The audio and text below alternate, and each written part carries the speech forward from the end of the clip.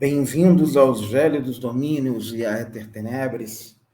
Na verdade, essa expressão gélidos se tornou uma coisa bastante pitoresca, porque hoje não está nem um pouco gélido, está mais para os tórridos domínios Éter Tenebres, e na verdade é a primeira vez que eu estou gravando, desde que eu comecei o canal, com o ventilador em cima de mim.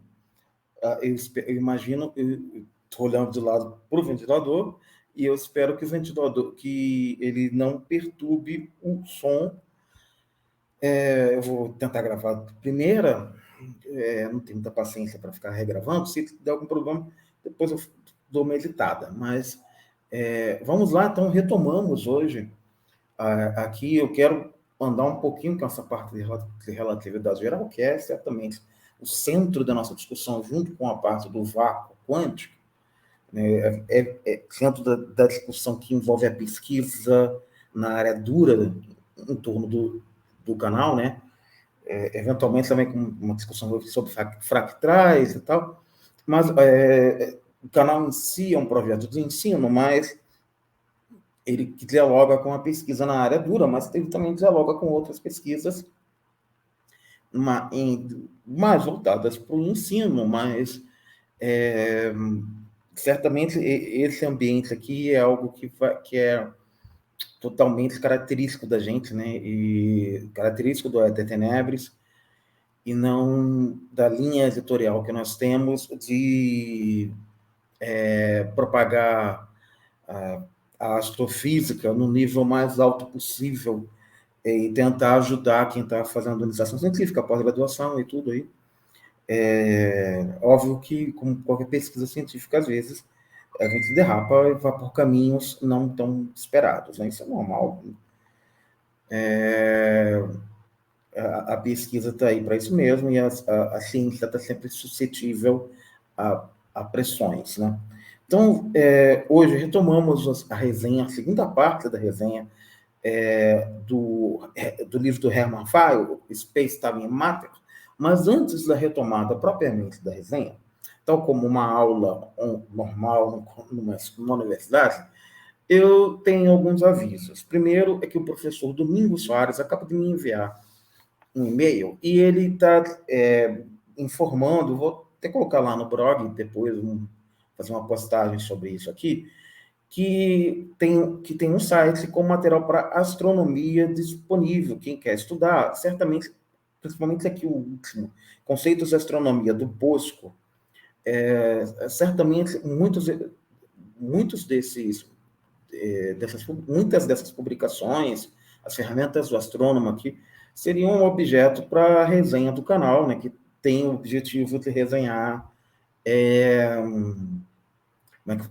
material, resenhar livros e artigos e tal. Então, certamente, tem um aqui que eu achei fantástico. Tem uns aqui sobre arqueoastronomia, que é uma outra linha também que a gente, o comitê editorial, quando pensou nesse canal, pensava em tornar, em expressar um pouco, mas a gente nunca executou. Que os Céus dos Índios e Dourados, em Mato Grosso do Sul, do professor Germano Bruno Afonso e Paulo, os professores, né, e Paulo Souza da Silva, e só do Germano Bruno Afonso, As Constelações Indígenas Brasileiras.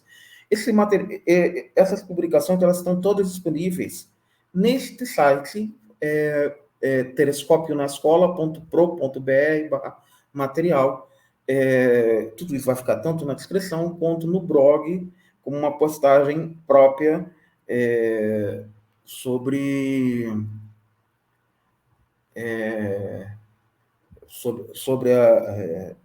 esse material de divulgação científica, esse material de pesquisa, na verdade, ensino, né? Nós não somos tanto divulgação, né? Acho que aqui é mais ensino mesmo. Assim, divulgação é porque é um quadro geral que todo mundo fala, mas acho que a gente está realmente muito mais focado no ensino de astrofísica e de geometria diferencial e topologia, geometrias fractais, geometria fracionária e cálculo fracionário, temas assim também da física matemática. Então, um outro aviso é que eu demorei muito para fazer isso à medida que as responsabilidades do canal caíram sobre mim, e à medida que nós não temos, que o comitê editorial, na verdade, na prática, sou eu hoje em dia, espero que isso deixe de ser verdade, mas, como vocês sabem, a situação dos cientistas no Brasil não está nada boa. Então, eu resolvi fazer um pedido de contribuição, vendo que eu até caguei para falar isso, né? Um pedido de contribuição àqueles que acharem que, aqueles que quiserem considerar contribuir com qualquer quantia para que esse trabalho aqui continue, para que esse pesquisador possa ter as condições de continuar a executar esse trabalho. Eu estou disponibilizando o meu Pix. Esse Pix é pessoal, ele vem direto para a minha conta. Eu decidi, depois que eu vi essa cena aqui, eu até postei no Facebook, algumas pessoas que acompanham viram, o Thyssen, né?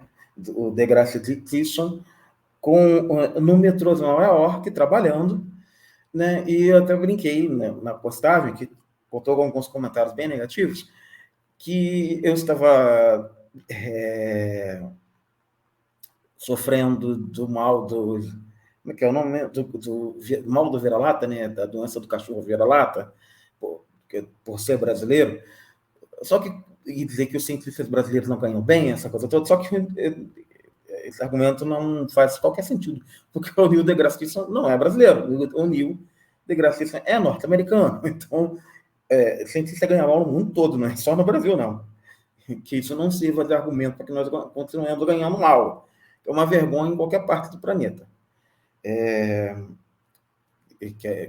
Que qualquer trabalhador ganhe, né, abaixo do que das condições mínimas que garantiriam a sua sobrevivência. Aliás, eu estou diante do alojamento universitário aqui, um dos poucos espaços que, durante a minha, como sempre esqueço de carregar, né, durante a minha estadia na graduação, nós, filhos de trabalhadores, filhos dos setores mais desprivilegiados da sociedade, éramos condenados a ficar. Né? Então, em memória desses tempos, eu peço que, caso vocês se sintam encorajados, quero encorajá-los, na verdade, que vocês considerem fazer uma contribuição para esse Pix, para que as atividades desse canal, as atividades de ensino e pesquisa e extensão aqui em particular desse pesquisador que vos fala, continuem abrindo vapor. Pois bem, depois do merchandising, né, nós... o triste fim dos cientistas brasileiros, né, ter que fazer vídeos para a internet para poder ganhar algum dinheiro decente, porque a gente não recebe. Muito bem, vamos lá. Então, vamos ao livro do Hermann Weyl, que é um clássico da física, por isso eu estou dando o nome para essa resenha de um clássico da física, que é como a crítica da Nature. Eu falei dessa crítica no primeiro vídeo, né? Comentou um clássico da física, Space Time and Matter, do Hermann Weyl. Eu estou até usando essa capa aí como meu avatar no Facebook, né? Então, vamos ao... eu estou tentando seguir bastante o livro, estou tentando realmente... Esse aqui, eu estou adotando um método diferente do método que eu estou fazendo no Gravitation, inclusive para poder comparar os dois, porque eu estou querendo seguir um pouco... Esse aqui, verificou... Tem uma sensação que o Space Time Matter permite uma abordagem mais passo a passo das questões, dos problemas matemáticos que baseiam a relatividade geral, né? E o Gravitation eu já acho mais um livro de consulta. Eu vi recentemente até uma postagem no Twitter da Roberta Duarte, dizendo que usa o Gravitation para estudar propriamente. Não, realmente o Gravitation é mais um livro de consulta. Eu nunca vi ninguém basear um curso de relatividade no Space Time and Matter. Normalmente, os livros que nós usamos em cursos de relatividade são o Essential Relativity, do Hindra, são os 2 livros do Hindra, né, que é o Essential Introduction, o Hahnemann, que foi o que eu estudei, usei como livro central, com mais, aí tem o Schutz, tanto de geometria diferencial como de relatividade geral, e que são, em geral, os livros para a relatividade geral, que o pessoal usa em alguns cursos têm apostilas próprias e tal.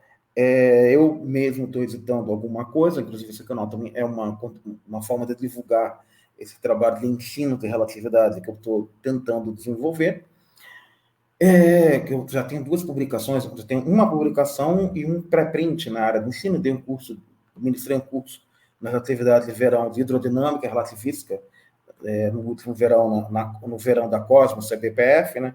As atividades formativas de verão da Cosmos, organizada pelo professor Elael, e, aliás, foi, inclusive, essas apresentações estão na origem desse canal. Então, eu resolvi dividir essa apresentação, esse primeiro capítulo, eu tinha resolvido fazer em 2 partes. E aí eu fui preparando os roteiros e tal, e aí eu vi que estava ficando muito longo, e que essa discussão dos tensores, eu vou tentar fazê-la realmente passo a passo, seguindo o raciocínio que o Weil faz. Na demonstração dos tensores, assim, eu vou comentando a cada equação que eu colocar, e eu vou tentando comentar para quem quiser realmente, e eu aconselho isso, que quem quiser estudar relatividade por este livro e quiser acompanhar essas anotações,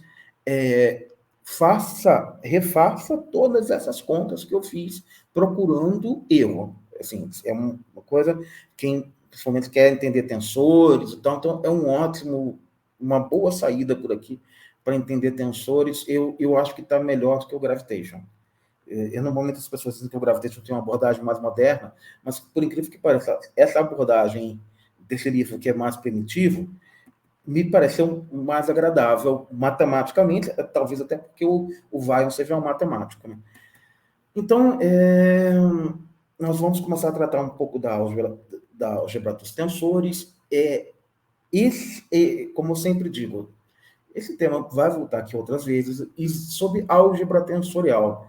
Na internet tem alguns materiais gratuitos, tem essa introdução à álgebra nas monografias do CBPF, da Letícia Maria Gonçalves Furtado, Patrícia Macedo da Costa Jorge, Patrícia Duarte Pérez, Renata Alves Campos e Viviane Monteiro Braconi, que eram, na época de 98, da Católica de Petrópolis, não sei onde elas estão agora.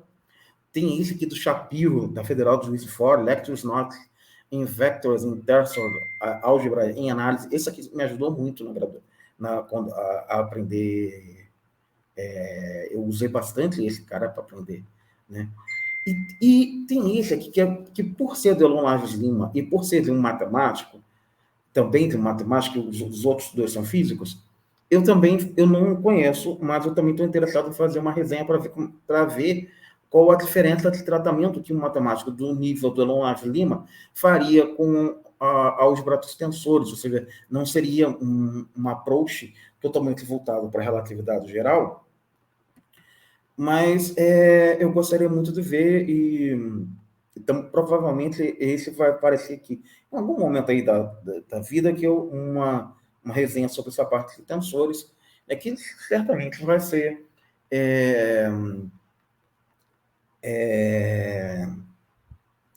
tema recorrente, que vai estar sempre aparecendo aqui.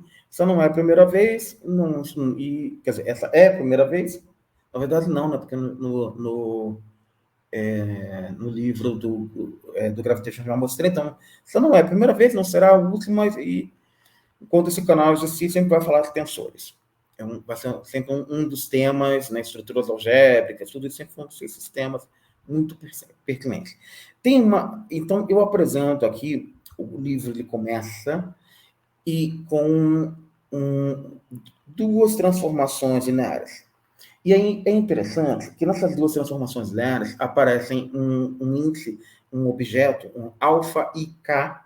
Esse alfa e k tem índices em cima e embaixo, e esse objeto ele seria tido um misto, e ele está contraindo com um objeto contravariante, com índice em cima, ou seja, os K se somam ali, você tem um somatório em K, e o índice que sobra é o I do outro lado, nas duas linhas tem isso. O determinante, isso é uma matriz, e isso equivaleria a uma matriz de rotação. Tendo uma intuição, um approach mais intuitivo, isso equivaleria a uma rotação. Muita gente define tensores. O tensor, na verdade, é um membro de um espaço tensorial, que seria uma estrutura algébrica constituída acima de um espaço vetorial. Que nós, no primeiro capítulo disso aqui, na primeira parte disso aqui, ainda estamos no primeiro capítulo, né? Nós abordamos. E pretendemos abordar com muito mais rigor em outros momentos. Então, com um rigor mais matemático, não com essa ideia tão aplicada, né? Que é uma coisa que não tem aqui na internet, com rigor mais matemático, a não ser que tenha algum curso de instituições mesmo, assim, como a escola do CBPF, as atividades formativas de verão lá do ELAEL, o IMPA, tem umas coisas assim, tem, obviamente, com toda a formalidade possível. Tem um curso de geometria diferencial do IMPA maravilhoso, que eu acompanho, que inclusive eu acompanho, mas... E recomendo fortemente, em português, material muito bom. Aliás, eu costumo muito acompanhar todos esses cursos. Né? Então, já estou com 16 minutos, não falei nada ainda, né? Então, nós temos aí esses dois objetos, são contravariantes, e contraindo com esse bilinear, que seria uma matriz com duas entradas, né? Com uma linha e uma coluna. Ele é chamado um bilinear porque é uma estrutura linear de duas entradas, digamos assim. Até o Gravitation usa essa expressão slot, né? E isso é uma expressão grosseira, é uma expressão de físico, não é uma interpretação de matemáticos. Os matemáticos que estão vendo isso aqui devem estar me xingando, porque isso aqui é muito feio. Tratar desse jeito é um tratamento muito grosseiro, tratamento rigoroso disso, por isso que eu toda hora falo que a gente vai voltar a um tratamento mais rigoroso, é considerar os tensores como membros de um espaço de uma álgebra tensorial que é constituída de um espaço produto tensorial que é uma estrutura constituída acima de um espaço vetorial. Então, mas não é a definição genética que nós fazemos aqui é essa transformação, tensores a partir dessa transformação. E os índices I e K, eles correm de 1 até 3. Eles podem assumir valores 1, 2 e 3. Pois bem, e as duas grandezas, eta e ki, se contraem dessa forma, gerando um escalar. Né? O I contravariante, no ki, o I está contravariante, no eta, o I está covariante. E você soma, né? Eta 1, ki 1, mais eta 2, ki 2, mais eta 3, ki 3. Então, nós construímos aí um escalar, enquanto na definição nós vamos constituir linhas e colunas somando também, né, com aquele... E nós vamos ter, ao fim, trivetores. Né? Não vão ser quadrivetores. Aqui, o que é interessante é justamente aqui o salto dessa concepção de trivetores para 4 vetores. Eu também queria comentar que tem uma outra estrutura algébrica que eu tenho muita vontade de tratar aqui, que são as álgebras de Clifford. E, assim, as álgebras de Clifford, elas têm um livro muito bom sobre as álgebras de Clifford, que eu pretendo resenhá-lo. Eu tenho ele aqui na minha... com um canto para aqui nas minhas coisas, mas está um pouco distante aqui para mostrar. Mas, e eu achei umas coisas interessantes, sobre que é muito bonito escrever as estruturas causais em cima de álgebras de Clifford. E eu tenho uma ligeira pulga atrás da orelha que isso pode fazer alguma coisa muito interessante num outro cenário, assim, um cenário mais de dimensões fracionárias, se é que vocês me entendem, se o pessoal que, né, o Yuri e Gabriela, né? Então, deve estar vendo, espero que vejam isso aqui. Então, que são 2 colaboradores daqui do canal que andam muito interessados em geometria fractal e que comentaram comigo sobre assim, apresentar alguma coisa de geometria fractal aqui. Pois bem, então, aí tem uma coisa muito interessante, que essas 2 transformações lineares, elas precisam coincidir, né? Caberia melhor um sinal com 3 pauzinhos ali, né? Um sinal de coincidência, mas tão igual, né? E aí, ficou feio, que eu fui tentar fazer com a minha letra, porque eu ainda não aprendi a escrever em tempo real isso aqui. Então, mas eu estou aprendendo. Né? A internet está oscilando também. Então, vamos ver como é que isso vai ficar. Então, eu escrevo aí o que essa mesma definição que eu tinha escrito aqui antes, essas 2 aí, eu escrevo a caneta aqui. Né? Porque agora eu vou justamente executar esse produto aqui. E aí, esse procedimento que eu estou fazendo aqui com a minha caligrafia, que vocês estão vendo, eu fiz eta i, que i, né, somatório em i. E aqui está como eles são transformados por essa relação aqui, com o que e o eta com traço, eu escrevi aqui com o traço em cima, e aqui está o alfa com essa meia lua em cima, que é esse aqui, ao que faz a transformação no eta, e sem a meia-lua é que faz a transformação no qui. Então, aqui estão os 2 produtos escritos, né? Então, o alfa com a meia-lua contrai com eta, o alfa sem a meia-lua contrai com qui, né? Então, vamos lá. Executando essa conta, vocês vejam que interessante. Aí aqui ficou melhor, aqui ficou até mais apresentável, não, duplo somatório em K, porque aqui o K que está repetindo, né? Eu estou fazendo sinal com o cursor, mas vocês também não, o cursor também não aparece na apresentação, né? E eu ainda não aprendi a colocar. Mas vamos aprendendo a mexer, né? Então, como o alfa i ele está contraindo com o que, eu posso permutá-lo com o eta, né? E aí eu acabo constituindo aqui um produto do eta K e Ki K com traço transformado por esse objeto aqui, por esse produto de matrizes, por essas 2 matrizes, e que vai me dar o que se é eta Ki I. Ou seja, qual é a interpretação disso? É que o produto escalar não é alterado por essa matriz. Então, essas 2 transformações que eu apresentei aqui, essas 2 transformações lineares, que são transformações que definem esse objeto que eu estou chamando de tensor, quer dizer, que definem para o rigor matemático, a qual eu estou adotando nesta resenha para o livro, segundo que o Space-Time Matter do Hermann Weyl, tensores são há um tratamento mais rigoroso e que eu gosto mais, mas para a relatividade geral, para esse livro, tá ótimo. É o que ele faz e é o que eu vou seguir.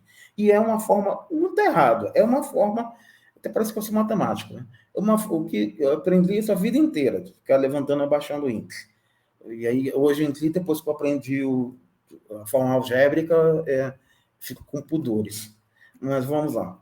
Então, se esse produto escalar, ou seja, produto escalar é quando eu pego 2 vetores e eu multiplico eles de tal forma a obter um escalar. E essa forma é com essa soma de índices. Estou somando as componentes dos vetores.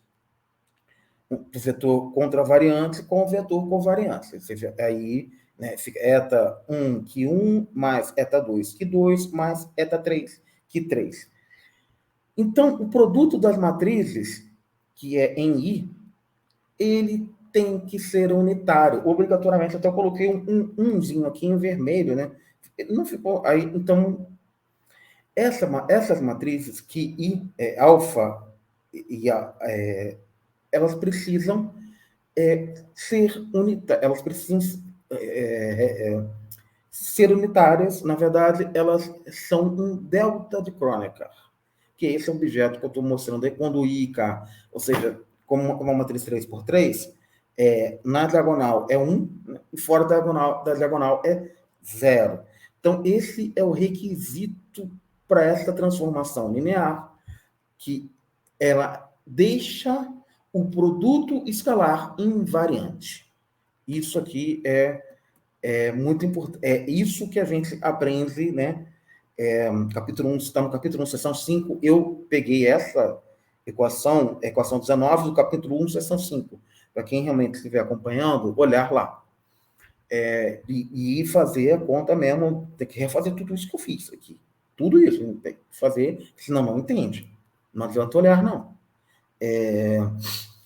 Então, vamos lá. Isso aqui é a manutenção, a conservação do produto escalar. O produto escalar, ele é conservado. É por isso que nós usamos a métrica como uma entidade do produto escalar. E isso é interessante porque o produto escalar, ele é um objeto que associado ao cálculo de distâncias. Então, mesmo que você mude de coordenadas, é isso que aquelas duas matrizes fazem, mudar de coordenadas, você ainda assim garante a preservação do produto escalar. Essa é a ideia matemática para a constituição dessas estruturas que nós precisamos, porque nós vamos andar em espaços curvos, então nós precisamos garantir que os vetores, todos os vetores, eles tenham o mesmo comprimento em qualquer posição desse espaço curvo. Ou seja, tem que ter algo que corrija esse comprimento. Então, a construção dessa estrutura tensorial aqui está relacionada a esse cenário em que eu estou mantendo frente a um deslocamento paralelo a ele mesmo. O nome é deslocamento paralelo nos cursos de relatividade. Os professores eles fazem uns desenhozinhos assim. Eu até fiz lá no curso de hidrodinâmica também. Podia ter feito aqui, de bobeira, né? Vacilei, não fiz. Bem, que acho que não ia ficar legal também, né? Mas, tudo bem. Então, eu vou partir agora, já que eu sei como é que eu posso andar com o vetor ao longo de uma curva que está em um espaço curvo, e eu posso fazer, ou seja, essa transformação que eu estou fazendo é um caminhar com o vetor. Então, eu posso garantir que o comprimento dele em cada ponto vai ser o mesmo referente àquele ponto. Então, ele sempre vai estar sendo corrigido pela caminhada, dado que o espaço é curvo, então é complicado, o vetor acaba sendo deformado. Com isso, eu escrevo um vetor em uma base. Esses objetos aqui, eu tinha falado na aula anterior, na resenha, na parte anterior, que esses objetos, tinha definido que era uma base vetorial, um espaço linearmente independente, construção de uma base sobre um conjunto de vetores que deveriam obedecer ao critério de linear independência, e esse conjunto de vetores que são linear independentes, eles seriam capazes de representar qualquer vetor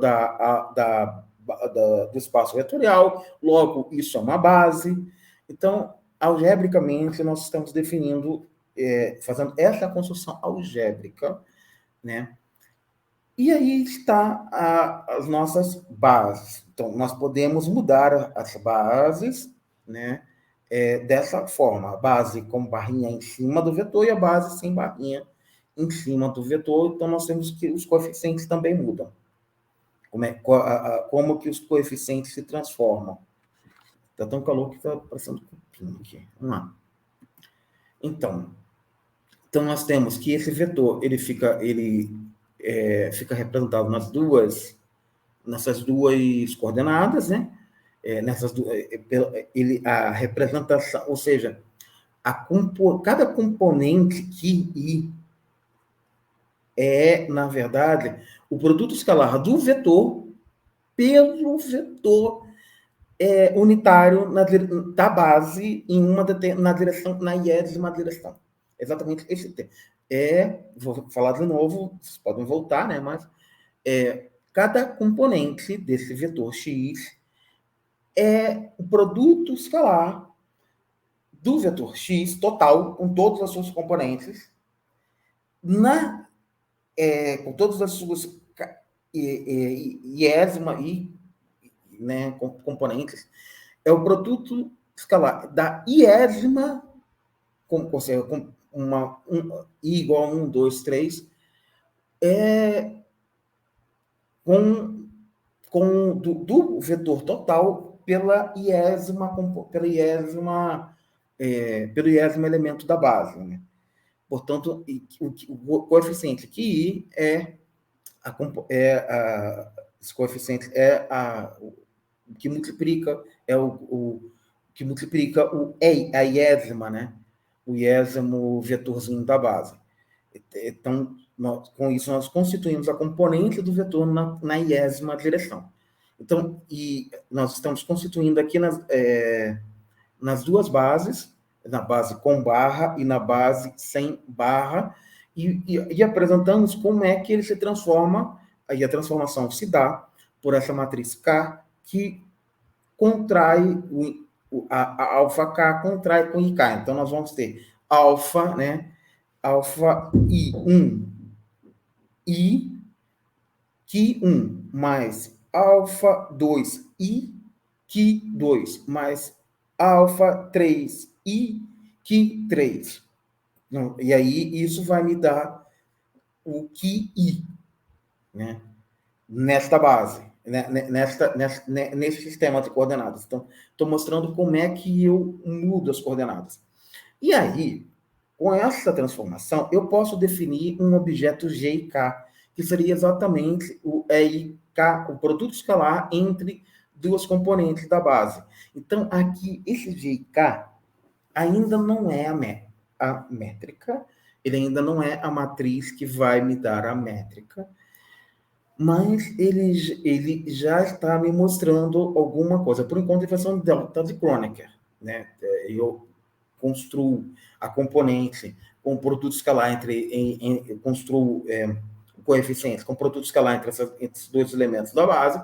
Obviamente, é um delta de Kronecker, porque I escalar é K, 1 quando I igual a K e 0 quando I diferente de K, né?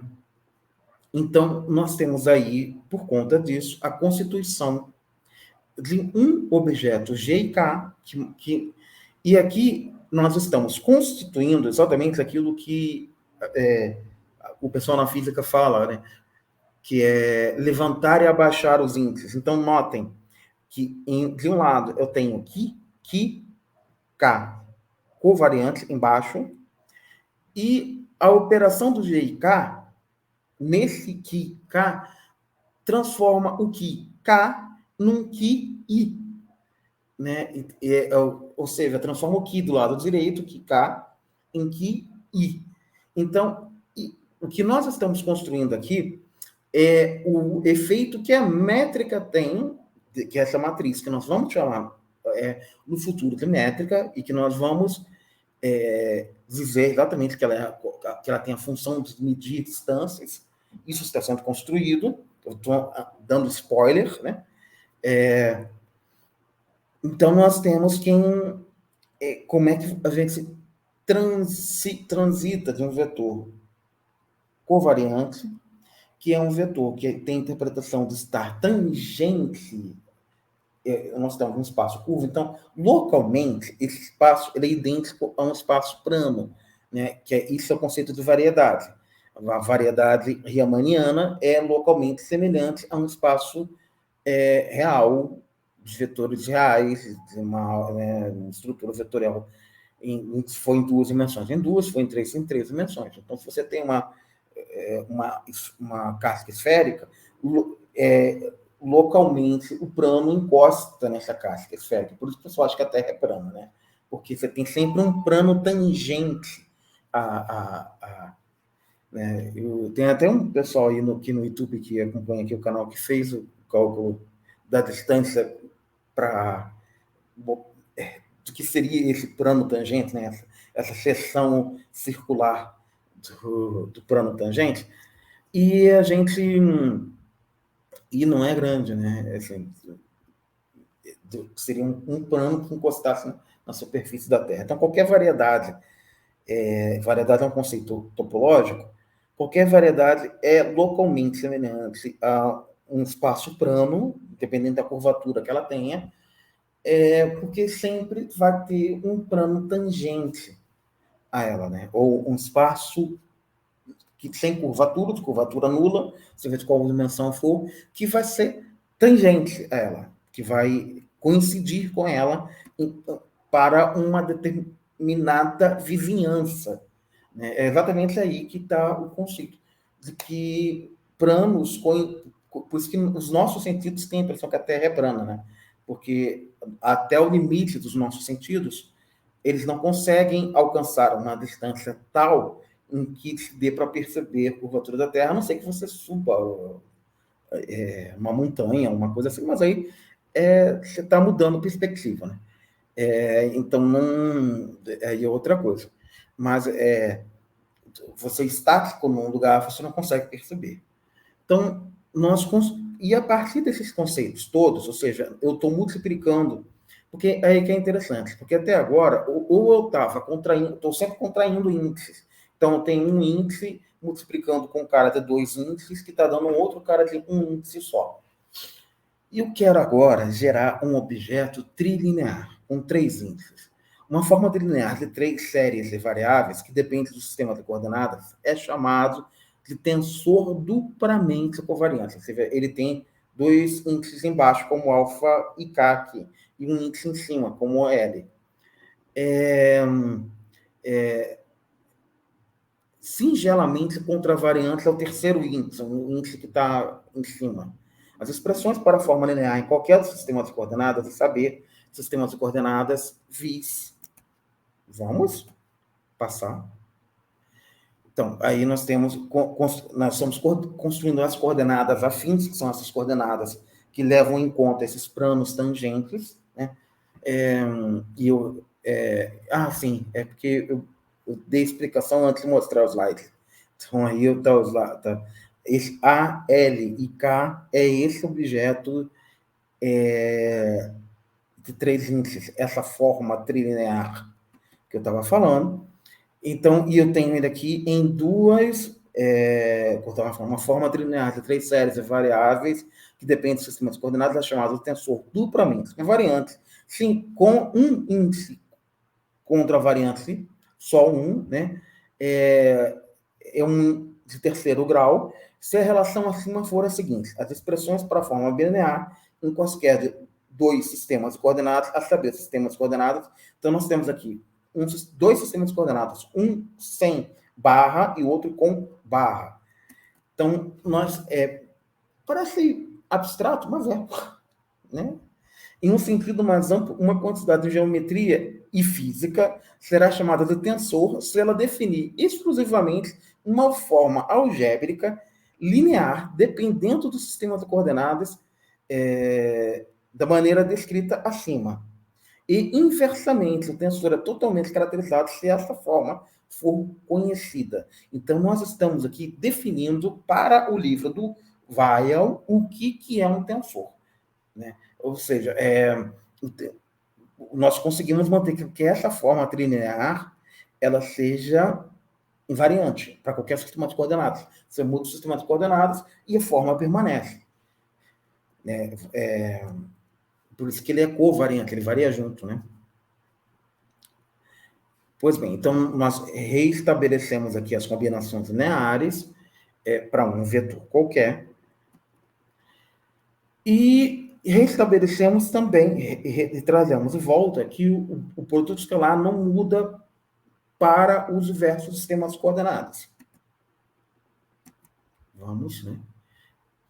Então, eu posso escrever esse somatório num sistema de coordenadas e constituir, a partir dele, um bilinear. Eu não traduzi essa expressão, que é antissimétrica. Skew symmetrical é antissimétrica. Então, ele vai ser antissimétrico nos índices. Ou seja, quando eu estou usando um AKI, se eu transponho essa matriz e vira um AIK, na verdade, o que eu faço é que é equivalente a multiplicar menos. Né? A transposição equivale a multiplicar menos em todas as componentes dessa matriz.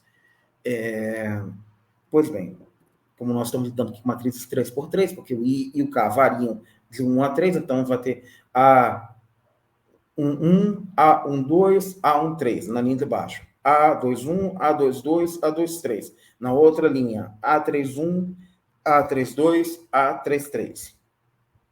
Né? Então, se eu inverto essa matriz, é equivalente a mudar o sinal. Então, na verdade, o que acontece é que eu tenho que o A12 é igual a menos o A21, os índices da diagonal são nulos, e o A12 é igual a menos A21, o A13 é igual a menos A31, e o A21, A23 é igual a menos o A32. Ou seja, isso aqui é exatamente a simetria do tensor eletromagnético que eu tenho feito as contas na mesa.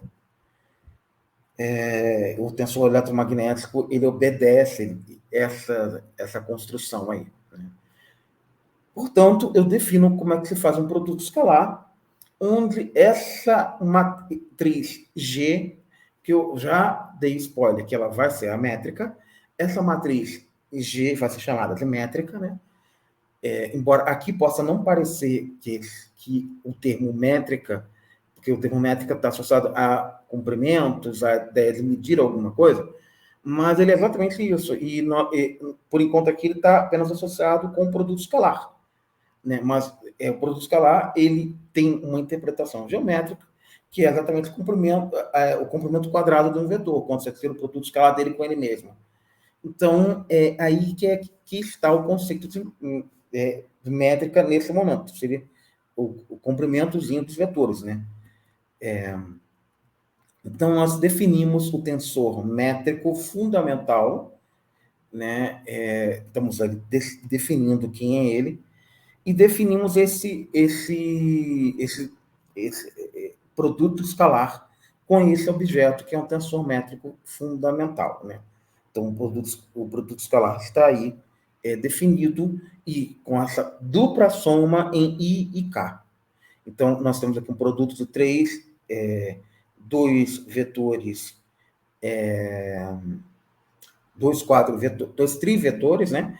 Então, o I está contraindo com a matriz aqui, o K está contraindo entre os quatro vetores, covariantes e o índice contravariante da matriz. Pois bem, então, nas dois sistemas de coordenadas, o x está escrito. Isso nós conseguimos estabelecer, garantir que é o mesmo vetor escrito em dois sistemas de coordenadas diferentes. Então, isso é o que a primeira linha ali está dizendo. E aí, e a segunda linha também. Né? A segunda linha é redundante nesse sentido. Então, a terceira linha nos traz um produto escalar entre um vetor que associado com essa matriz mudança de coordenadas. Né? E, finalmente, eu introduzo a métrica associada ao produto escalar. Então, nessa última linha, eu tenho dois quadrivetores, dois trivetores, 1, 2 e 3, 1, 2 e 3, contraindo com uma métrica, ou seja, assim nós temos o produto escalar definido, e esse produto escalar é aquilo que nós chamaremos, desculpa pelo português, chamaremos proximamente, o que travou foi minha mente, não foi o vídeo não, tá? Minha mente que travou. às vezes eu faço assim, a minha mente está travando, não é o vídeo. Chamaremos de elementos de linha.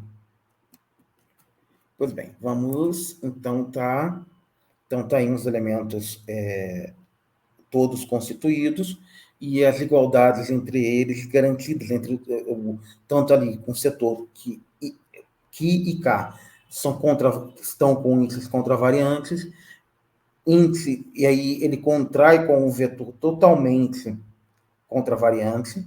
Aqui nós temos um covariante, o outro contraindo com uma matriz mista. Aqui a matriz é mista nos índices invertidos, e quem estava covariante vira contra, quem estava contra vira covariante. E aqui é a matriz de mudança de base que está contravariante e os vetores que estão covariantes. Então, isso nos mostra que para todas essas operações, todos esses produtos escalares, na verdade, correspondem ao mesmo resultado. Então, produto escalar, por essa construção axiomática que nós fizemos, toda ela foi para mostrar que o produto escalar ele é um invariante e, portanto, toda a geometria que nós estamos construindo para abordar a relatividade geral e para abordar mais à frente a geometria dos espaços curvos e poder construir objetos que podem representar grandezas físicas em espaços curvos, respeitam o produto escalar. Então, ou seja, nós temos uma coisa aqui que, mesmo que o objeto ande em um espaço curvo, mesmo que nós tenhamos uma trajetória nesse espaço curvo, um vetor qualquer, ele vai ser sempre o mesmo vetor, independente desse deslocamento. Então, nós temos a construção axiomática capaz de garantir isso. Nesse sentido, eu escrevo o seguinte: uma forma linear em várias séries e variedades, que é dependente do sistema de coordenadas, é um tensor. Em todos os casos, assumir um valor independente do sistema de coordenadas, A, sempre que as componentes de um vetor contravariante arbitrário são substituídas por todas as séries variáveis. Sempre que as componentes de um vetor covariante arbitrário são substituídas por uma série de covariantes.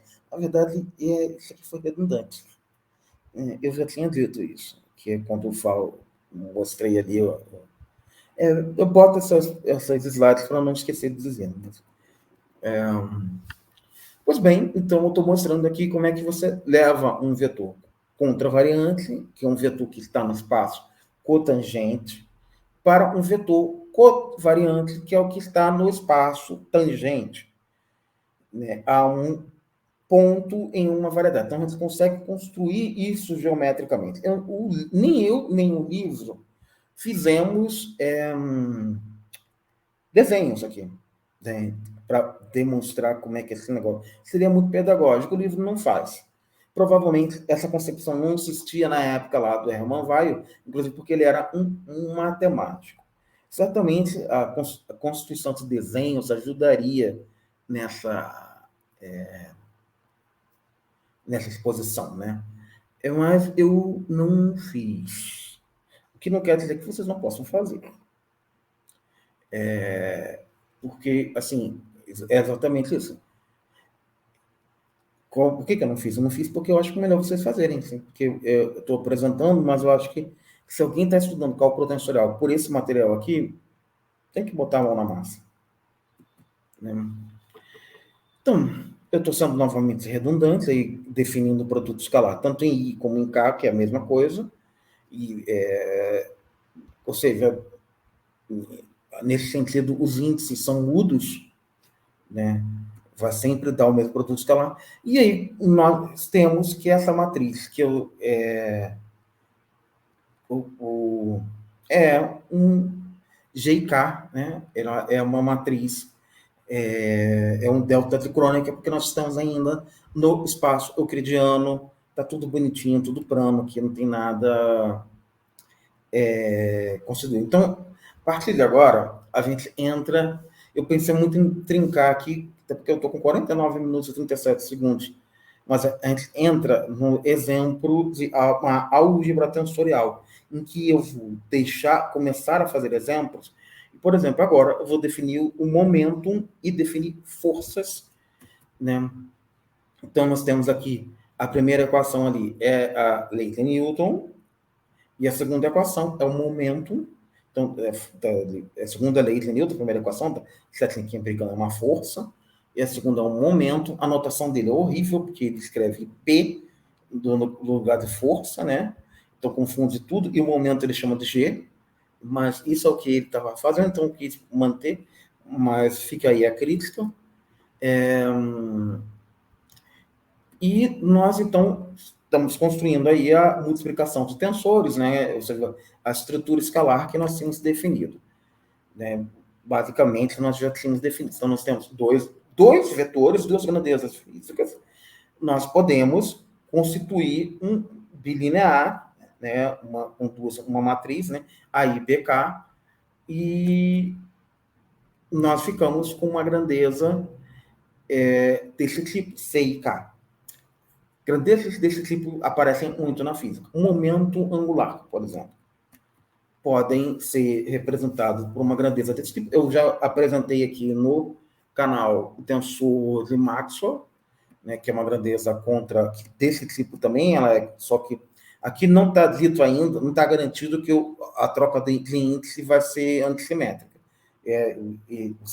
Aí é uma requisição matemática a mais, que eu não estou fazendo sobre esse objeto aqui. E esse objeto ainda não tem essa garantia. A única garantia que eu estou apresentando aqui é que ele não vai mudar no sistema de coordenadas. Ele vai ser o mesmo no sistema de coordenadas. O que, inclusive, eu posso constituir, por multiplicação de tensores, um objeto que, vendo que agora é diferente do que eu estava fazendo antes, né? Que antes, aí tem AI, BLK, no lugar do L eu tinha I, e o I contraía com o I contra a variante que está em cima, contraía com o I que está embaixo. Agora não, eles vão somar, tão diferente. Então, vamos ter aqui o CL e K é um tensor de terceira ordem. Né? Ele vai ter o L, o I e o K podem assumir números 1, 2 e 3. Então, teria quase como se fosse um paralelepípedo de números. Né? Então, C11, C111, C112, C113. E assim vai. Aí, 1, 2, aí bota 2 aí, 2, 1. 1, 2, 1. 1, 2, 2. 1, 2, 3. Aí já foi tudo. Aí, aí bota o 3 aqui na segunda, né? 1, 3, 1. 1, 3, 2. 1, 3, 3. Aí foi todo mundo com 1 na primeira casa. Aí depois você faz tudo com 2, 2, 1. E, bem, assim você escreve. Escrevam isso, façam essa conta. Escrevam isso. Não, possíveis comentários eu faço aqui. Né? Então, no futuro. Então, sim, agora sim, eu tenho um tensor antissimétrico, né? Agora eu estou impondo a condição de antissimetria, e essa que eu já tinha falado antes, aí eu pego um exemplo para esse objeto que eu construí, que é o momento angular. Eu tenho dado spoiler, né? O momento angular é exatamente isso. Assim, é um tensor, um objeto que ele é um produto. Na verdade, essa antissimetrização, essa antissimetria dos índices, ela corresponde àquilo que a gente usa em cálculo vetorial como um rotacional. Né? Então, esses objetos antissimétricos são exatamente rotacionais. Se você pegar o rotacional e, ao invés de chamar os vetores base de I e JK, chamar de 1, 2, 3, vai ver que ele obedece exatamente esses critérios, iguaizinhos se você fizer os índices correr e calcular cada um dos componentes. C1, 1, aí vai dar 0, porque o A1 B1 menos A1, B1. Você vai ver que vai ter que ser sempre diferente o I e o K para não dar zero, e que quando você faz o I e depois você inverte, I, K, faz cair, você vai ver que o C12 é igual a menos o C21. Então, isso é exatamente o momento angular. Nós temos o torque, que é a variação temporal do momento angular, né? Aqui representado, está aí o torque. E vamos, alguns tensores antissimétricos, né? Considerando uma rotação em torno do ponto O, a rotação ocorre do ponto O para o ponto P'. Ele faz esse exemplo lá, né? E aí tem uma transformação linear de OP' para PP', que passa por OP. Então, que I são as componentes de um vetor do vetor OP. Você está com uma origem, tem um ponto P e o ponto P'. Então, mais uma vez, valeu a pena desenhar, né? Então, tem o ponto P e o ponto P', mas eu vou falar, e pode ser, eu acho que de repente é mais interessante que, seguindo o que eu vou falar, vocês desenhem. Então, eu tenho 3 pontos: o ponto O, o ponto P e o ponto P'. O vetor OP é um vetor que pega o ponto O e termina no ponto P. O vetor OP' é o vetor que pega no ponto O e vai para o ponto P'. E o vetor PP' é o vetor que começa no ponto P e vai no ponto P'. Então, nós temos um triângulo aí, com esses 3 vetores. Então, e QI são os componentes do OP. Delta QI, que é a variação do QI, ou seja, quando eu pego o QI e eu faço ele variar, ele é o vetor P'. E V e K são os componentes da transformação linear. Então, nós temos aí. Olha só que legal, né? Então, eu estou pegando o vetor e variando ele. E essa é exatamente, quem fez o desenho conseguiu ver a ideia intuitiva que toda essa abstração que eu tratei para trás produz. Eu não pude fazer muito diferente porque eu não queria desviar do livro. Mas eu queria tentar seguir o livro. E aí, então, uma das coisas mais legais que eu tinha falado, que era o produto escalar, né? Então, a variação do produto escalar anula o produto escalar. Ele é um invariante. E isso aqui é a prova. Eu já tinha feito essa afirmação, mas agora está provado que o produto escalar é um invariante. Nessa construção aqui, eu também acabo provando que o produto escalar entre um vetor e o seu normal é uma...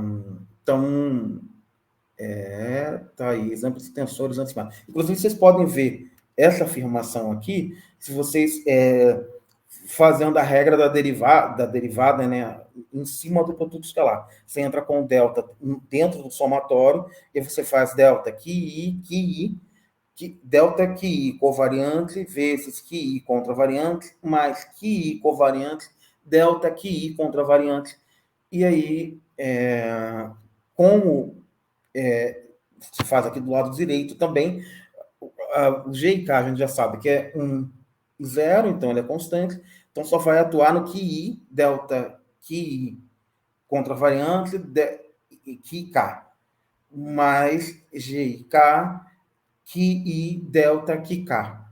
E aí, obrigatoriamente, tem que ser 0 pela invariância do produto escalar. Então, essa última linha que eu apresento aqui implica que o produto, ela é um corolário da invariância do produto escalar, que é um teorema que eu acabei demonstrando, né? Eu não falei que era um teorema, e também não apresenta dessa forma, embora ele seja um livro de um matemático, ele não faz tanto essa separação que os matemáticos gostam de fazer. Demonstração, ele fala que é uma demonstração, mas ele não separa isso em um parágrafo, assim, sabe?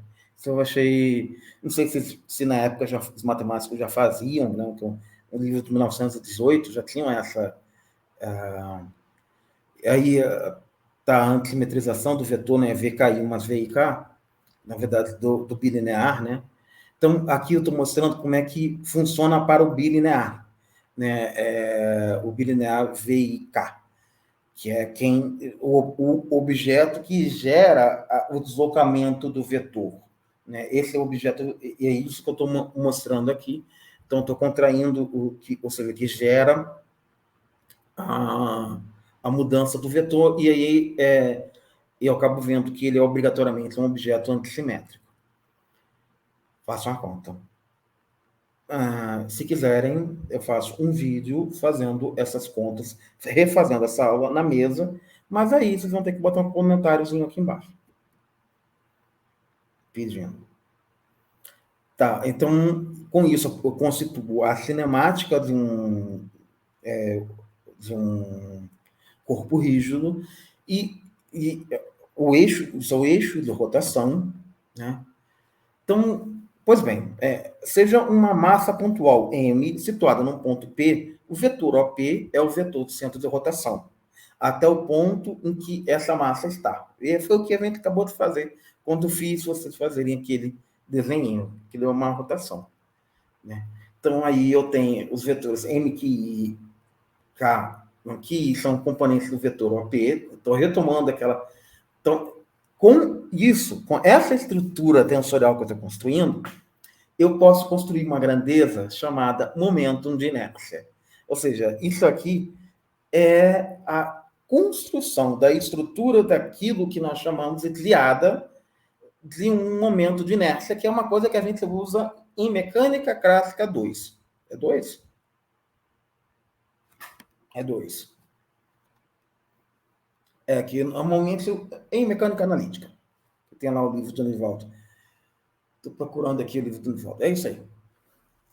Então, nós temos a equação de Euler para os corpos rígidos, onde o LK aqui é o momento angular, né? Antissimétrico, independente do tempo, né? É isso que está demonstrando. Isso aqui implica na conservação do momento angular, né? E aí a gente faz, via contração dos índices, calcula um produto escalar para isso, né? Então, nós estamos calculando esse fator H, com essa contração desse objeto W e K com o L, né? Nós fazemos com o momento angular, e nós encontramos esse objeto H. Nós já vamos ver quem é ele. Então, H e K, que seria uma... tem essas componentes severitas, que aí nesse caso V e R representa o gerador das rotações, uma matriz de rotações. Vai lá.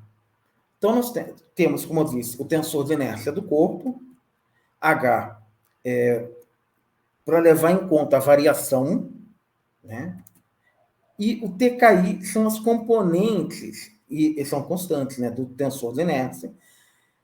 W e K, nesse caso, varia com o tempo. E assim nós temos, finalmente, a equação de Euler para um corpo rodando. E aí a gente pode entender que WK é uma velocidade angular. A gente pode interpretar isso, né? Bem, aí temos essa linha, nos diz que são invariantes com mudança de coordenadas, né? E nós podemos, assim, então, diferenciar a equação de Euler com o tempo, e aí nós temos em ambos os sistemas de coordenadas essa diferenciação. Pois bem, então, quando nós diferenciamos com o tempo, nós usamos essa relação que nós já tínhamos demonstrado antigamente, e aí nós temos que a variação temporal do vetor QI, né, em um sistema de coordenadas, um sistema de coordenadas barrado, né? Pois bem. E isso, a partir disso, eu consigo fazer uma afirmação muito interessante, que o G e K, ele é um tensor simétrico. Nós tínhamos visto exemplos de tensores antissimétricos, que quando você pega um vetor A, um tensor A e K, e você faz AKI, equivale a multiplicar por menos, né? Se ele é antissimétrico, os índices AI2 é igual a menos A21, o tensor métrico, a métrica, ele é simétrico. Ele, quando você muda os índices, você transpõe, faz a transposição dos índices, você pega G e J e transforma em GJI, não acontece nada. Ele continua a mesma coisa. Ele é um tensor simétrico. Ele tem uma... bem, são propriedades dos tensores, né? 1h05. Isso está ficando longo por demais. Vou acabar tendo que voltar essa parte, porque sempre acabo negligenciando a parte final, né? Por cansaço. Então, vamos lá, um tensor antissimétrico. Então, nós vamos mostrar agora que esse objeto WK é um tensor antissimétrico, né? Voltando isso nesta relação, e aí nós vemos, nós constituímos o produto escalar do H com o VR, que implica num produto tensor, que na verdade é um produto escalar, né? Porque está contraindo o R com R e o S com S no tensor de inércia. Olha, então quem que é esse objeto? Olha lá, isso aí é o produto escalar que está me dando o comprimento do vetor V, o vetor VRI, VKR, e aí eu fico com V e K, né? Então, pois é, o contraiu e fica com V e K, que está do lado direito, sendo que ele está contraindo com GRS, que é uma métrica, portanto, isso aí é um produto escalar. O tensor, ou seja, nós estamos usando essa propriedade do tensor métrico e estamos substituindo, e uma notação que essa notação não existe mais, assim, eles não usam mais. A matemática ainda tem. Será que já era assim, né? E a física que mudou? É uma boa pergunta, né? Quem será que mudou de notação? Eu não procurei isso, podia dar uma procurada, né? Por que a notação... A notação hoje em dia não é assim, vocês vão ver lá no Gravitation, não é? É uma notação muito matemática. As matemáticas representam tensores sem botar índices.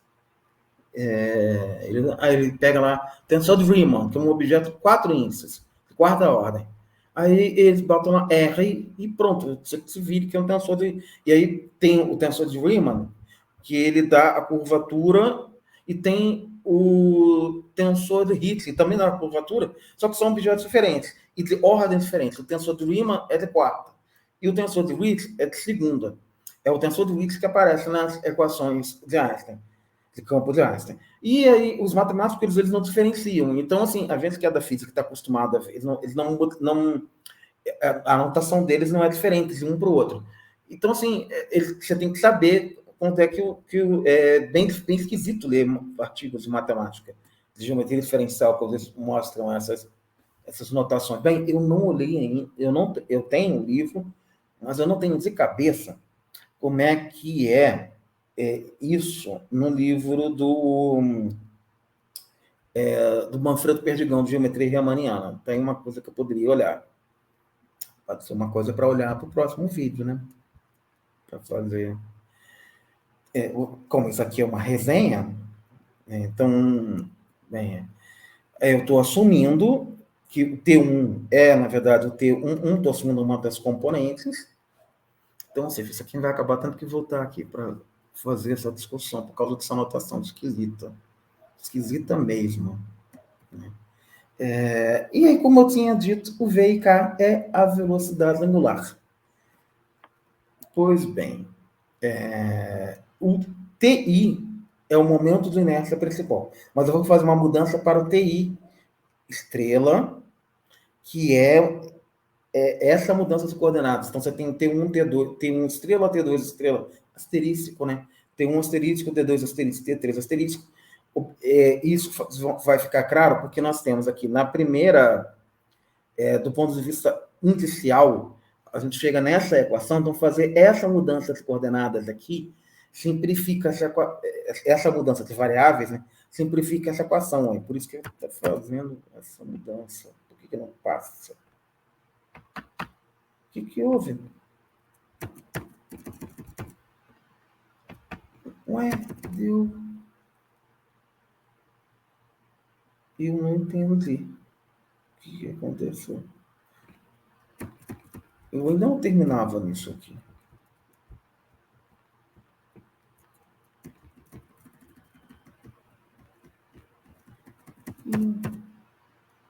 Não, eu estou com 1h10, né? E eu estou manifestando cansaço, está falando aqui, a garganta já está doendo. Então, bem, então vamos voltar lá para o início,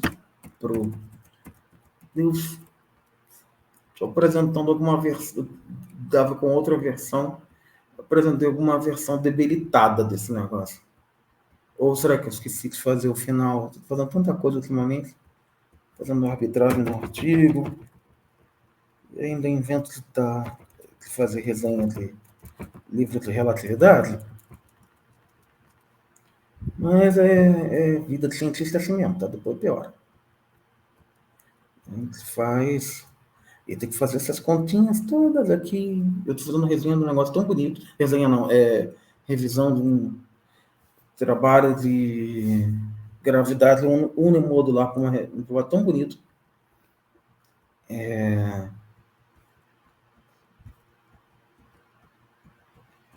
Os caras calculam lá uns objetos bem mais complexos do que esse aqui, impõem uns graus de liberdade que, nossa, muito que expandem a relatividade geral para um limite, assim, ainda no cenário clássico. Né? Na verdade, depois que, bem, eu tô parando aqui. Eu tinha pensado em parar na propriedade de simetria dos tensores. E isso nós estávamos tratando. Mas eu ia fazer, então, uma conclusão abordando fazer uma conclusão geral do que eu tinha falado, né? Das propriedades de simetria dos tensores, o que é um tensor, deixar o que discutiu a invariância do produto escalar, essa coisa toda, e aí deixar essas duas para um outro vídeo, né? Que são análises stresses, né? E campos eletromagnéticos estacionários, que eu já vinha tratando do eletromagnetismo lá no Gravitation, e aí isso me permitiria fazer outras abordagens acerca do eletromagnetismo, inclusive porque eu estou querendo fazer um jornal clube de um artigo do Dirac acerca do éter no eletromagnetismo. Mas para isso eu quero fazer essa abordagem para dar um cenário de como é que a discussão estava sendo posta nessa época lá para o Dirac, para conseguir dar um cenário histórico mais ou menos, eu pelo menos consegui entender. Não sei se eu ainda tenho condição de entender esse cenário histórico da época, de como é que os conceitos estavam sendo construídos. Isso não é uma coisa que os historiadores da ciência fazem muito, não. Isso aí seria até mesmo um tema em história da ciência interessante de ser abordado. Então, eu não estou terminando esse capítulo, isso aqui está correspondendo à página 54 desse capítulo, né? Então, hoje eu abordei o que seria da página 33 à página 54, foram 20 páginas que eu abordei hoje, e aí tem mais 10 páginas, eu espero que a próxima aula seja um pouco mais curta, então eu posso tentar voltar um pouco nessa parte aqui, que eu já estava começando a negligenciar, e aí, antes de encerrar, retomar o pedido de colaboração do Pix, né? E já que eu estou retomando para o início, refazer o aviso do material didático, que eu fiz lá no início e refaço agora. Então, eu encerro, vou encerrar com a capa, né, já que eu não... Sejam sempre, já que eu não fiz a saudação original, né? Então, sejam sempre bem-vindos aos gélidos domínios, agora nem tão gélidos, mas mais tórridos domínios de Éter Tenebris. Muito obrigado por vocês e desculpem as nossas falhas.